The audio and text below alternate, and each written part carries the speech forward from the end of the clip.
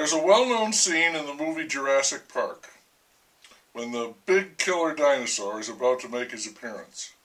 I don't recall exactly what's going on. I suspect things have begun to go wrong, and the people are in their tram car when they hear this ominous boom. And the liquid in their cups makes a wave from the rim to the center, a tiny tsunami. And then another boom and another wave. That little ripple in the cup is just the slightest premonition of what's to come, and it's not good. And what it is, that wave, is a disturbance, which is what I want to talk about today. When something in a room has been disturbed, that means it's been moved, and it's no longer in its proper place. A sense of disorientation exists. A good detective can use that as a clue at a crime scene. Disturbance, the very word, is almost always a pejorative.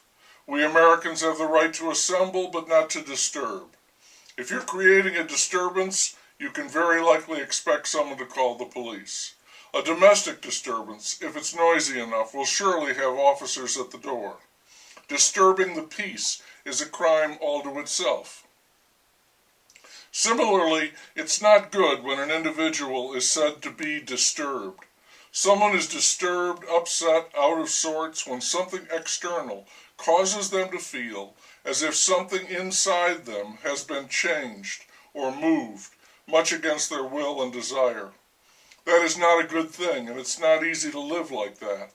Someone who has been disturbed and is disturbed can't rest, has none of that precious peace of mind. They're constantly agitated, a condition that is hard to live with and hard to conceal from others. They have every reason to feel the way they do, but they cannot turn it off, cannot correct it. They feel helpless, hopeless, and lost, no longer themselves. Contentment, ease is out of the question. Relief, that boat is also sailed. War disturbs people so severely they cannot function when they try to return to their lives. Young people, so impressionable, when they are disturbed, they can be moved to commit extreme and violent acts. This is also disturbing, if you will permit me to use that word, when we consider the case of the artist, whose business and primary function may be to create some kind of disturbance in reaction to what they see all around them, what is so often called the status quo, things as they are. Many artists create beautiful or useful things, but some artists who have always felt different in some unaccountable way, and at odds with the way things are, they challenge the status quo. They deliberately disturb the peace, mock authority, and in doing so, if they are clever enough, they may gain some measure of notoriety, especially among others who feel out of tune. They may even become celebrated. In Flannery O'Connor's short story, A Good Man is Hard to Find, the character that can't fit, because he's been disturbed, is called the misfit, plain as that. He's no danger to himself, but he's completely out of control and is a serial murderer, a very cool and casual killer. Artists who can't fit in may be painters, writers, comedians, actors. My argument here is that if they do oppose the accepted norms and do so sincerely, that they themselves are disturbed, and that's a very precarious position. They are very highly strung and unstable, and apt to come to no good end. Things will pile up against them and become unbearable.